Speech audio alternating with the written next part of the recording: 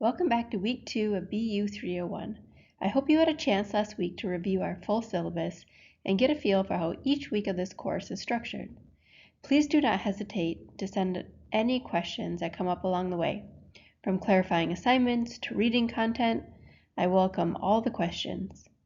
This week we will be exploring grant award announcements and the process to negotiate and accept a grant agreement.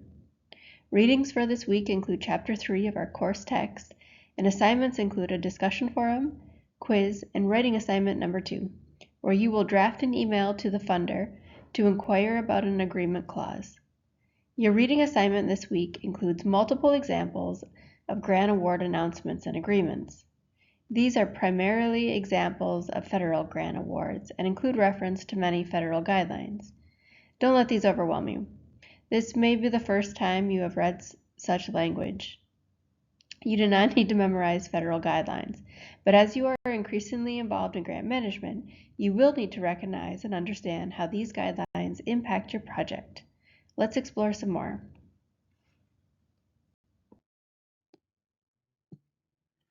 Imagine that you and maybe a team of individuals wrote a grant proposal and submitted it to a potential funder.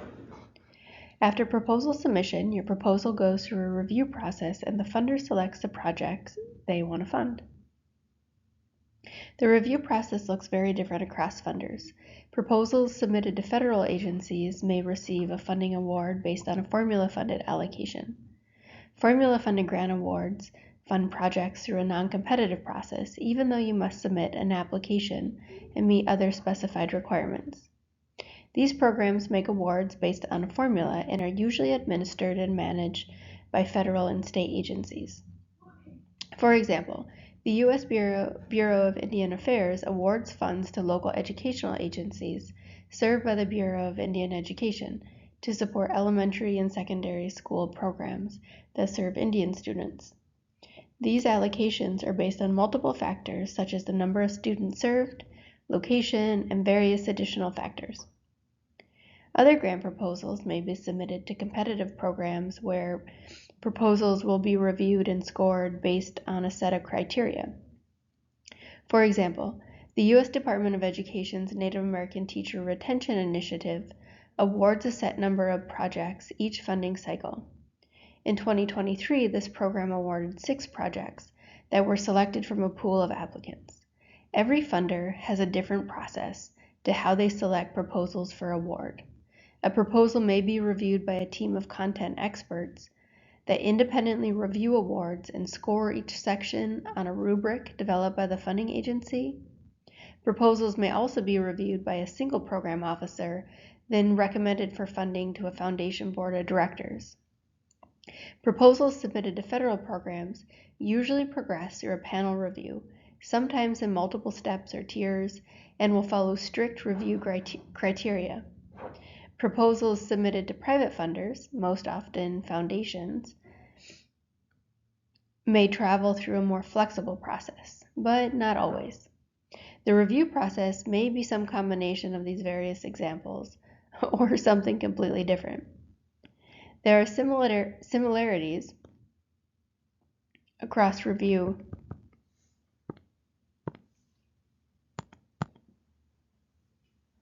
processes, but it is important to acknowledge that every funder is unique.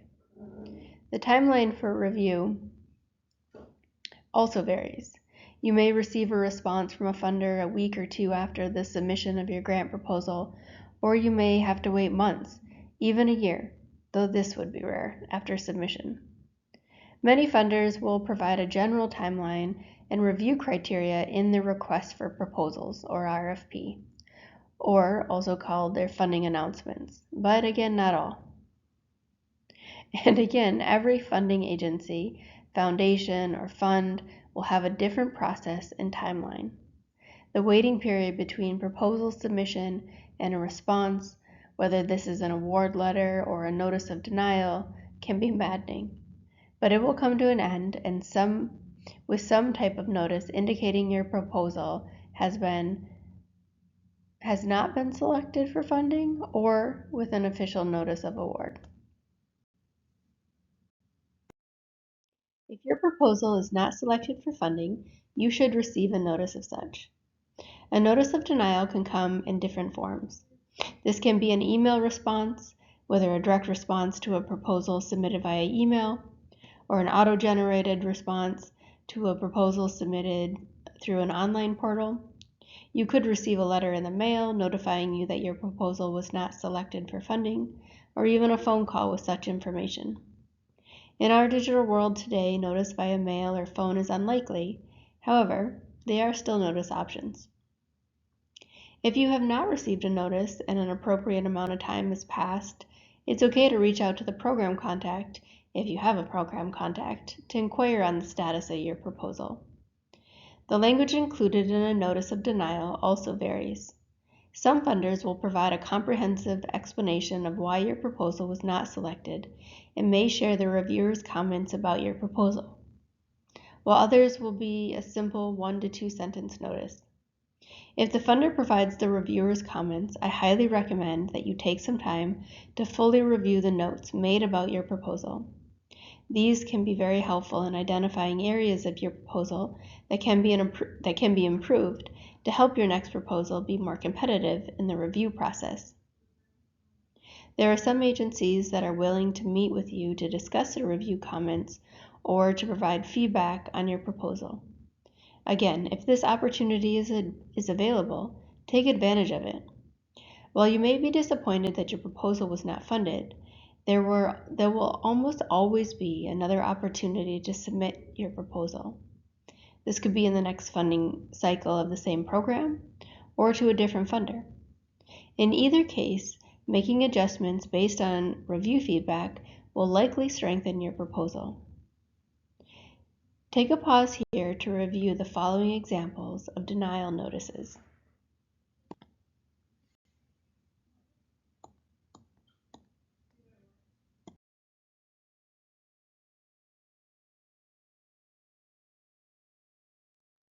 If your proposal is selected for funding, you will receive a notice of award. As with the notice of denial, this can come in many forms and will include varying degrees of information. Your notice may come into your email inbox, your mailbox, or even your voicemail. Again, this is unlikely, but possible. The notice of award often comes with instructions for next steps. Next steps will include the execution of an agreement between parties. This agreement is most often a separate document than the award letter. However, there are instances where everything will be combined into one communication.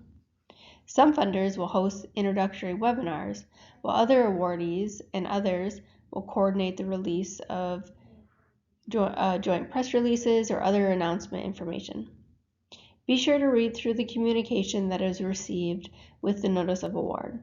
Follow the directions, and if you need to, reach out to clarify anything that is not clear. The award announcement seen here is an example of an award from the U.S. Department of Justice to the Bay Mills Indian community to fund programming under the Tribal Governments Program to strengthen response to violence against women and implement prevention strategies. Take a pause here to review additional examples of award notices.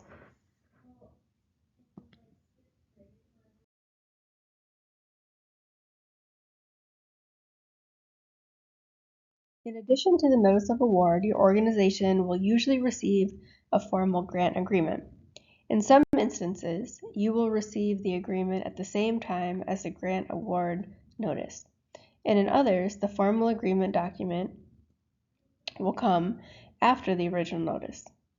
The agreement is a legal contract between the funder and the awardee and will outline the conditions of the agreement. The award agreement will usually include the following sections. Type of agreement. The most common types of agreements are grant agreements, cooperative agreements, and contracts. Grant agreements. A grant agreement is a flexible agreement that provides money to support a specific project or purpose, often with limited restrictions, so projects have the flexibility to spend awarded funds for general project activities. Cooperative agreements. A cooperative agreement is an agreement that provides money to support a specific project or purpose, but also includes substantial funder involvement. So staff, most often from federal agencies, will be involved in project activities. This could be support in data collection or analysis, or providing relevant training. And contracts. A contract is an agreement that provides goods and services in return for compensation. The term contract is used interchangeably with grant agreements, and we will talk more about contracts when we discuss subawards later in the semester. The agreement number is a number assigned by the funder that will be used to distinguish the agreement from all others. This number will often be used in reports, financial requests, and other correspondence. Project period dates are important to note. This is the range of time that you have to implement and complete your project. It's important to ensure that all expenses charged to the grant budget fall within the project period. If your project incurs expenses before or after this date range, there's a possibility that expenses will not be covered under this agreement, and your organization will have to cover these expenses from another source.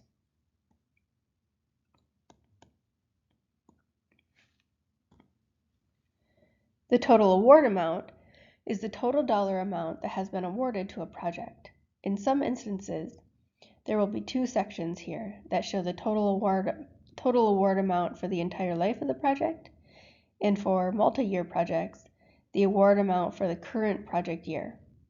For example, a project may receive a total award amount of $200,000 that will be paid out over 4 years at $50,000 a year. We will talk more about multi-year budgets later in this course as well. Reporting requirements describe the reporting obligations of the award. Most grant agreements will include some type of report obligation. This could be quarterly, semi-annual, or just final reports.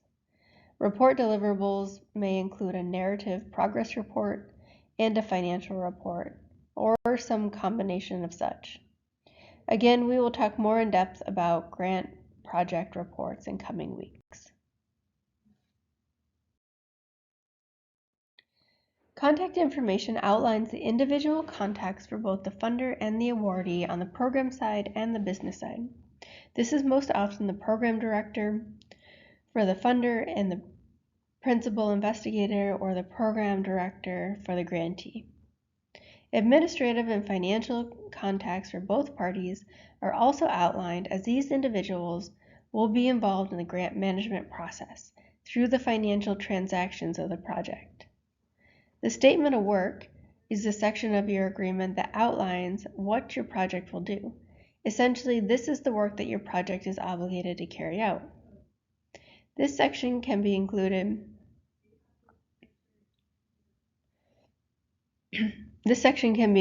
in your agreement as a short bullet point list of activities, or may be a detailed plan of work. Some agreements will reference and attach the original proposal for the statement of work section. The payment conditions will outline how money will be transferred from the funding agency to the awarded agency. The options in this section are also varied. Sometimes the total award amount will be sent to the agency at the time of the award, or a schedule of payments will be outlined on a certain timeline. In other instances, the awardee will submit invoices to cover expenses with a financial report.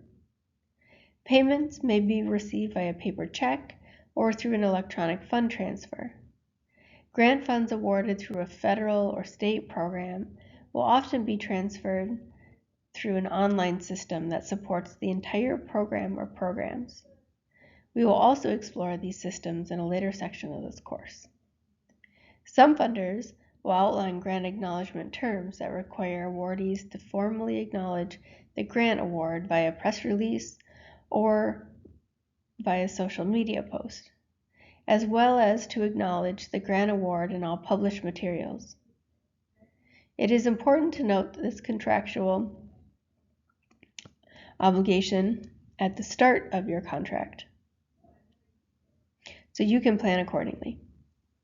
Assurances and certifications outlined in the agreement will vary widely depending on the type of agreement that accompanies your award. There are standard federal assurances and certifications that are included in federal awards as well as state or local agreements. By signing the agreement, your organization is agreeing to the language of the assurances and certifications, including in the agreement. This is a section of the grant agreement that you will want to review closely and may need to inquire with other departments in your organization to ensure your organization is compliant with the included assurances and certifications. As with everything else grants, each project is different. These are just examples of an introduction to grant agreement contracts. We could spend the rest of this class talking about assurances and certifications alone. Don't worry, we will not. That would be incredibly boring. But note that these general sections will be present on grant agreement documents, and each section is important to understand. It's important for organizations to review the grant agreement in its entirety and to understand the language included in each section. Before the agreement is signed, organizations have the opportunity to ask questions, negotiate terms, and to request modifications to the language as necessary. This could be to correct an error or typo, such as an incorrect date. You have to update to correct contact names listed, or maybe the award amount is not correct. There may be instances where a specific assurance clause is not relevant to your organization and you would like it removed, or part of the scope of work needs to be deleted due to project adjustments. Whatever the case, you will have the opportunity to request agreement modifications before the agreement is signed. We will talk more about modifications to grant agreements through the amendment process later in this course. Accepting grant awards and executing the grant agreement will look different with each award. Some grant programs require recipients to accept grant funds with an informal email, while others will request signing a full agreement document. Sometimes foundations will simply send an award letter and cut a check without the execution of an award document. With other funders, you will have a formal agreement as we have just walked through. After you review the agreement language and any communication that is necessary within the funding agency, your agreement is ready for signature. Make sure your agreement is signed by the authorized signer for your organization. For example, at Bay Mills Community College, the university president, Dwayne Bedell, would sign grant agreements. Every organization has a different signing structure and a different process to review and approve new agreements. So make sure you understand your organization's process.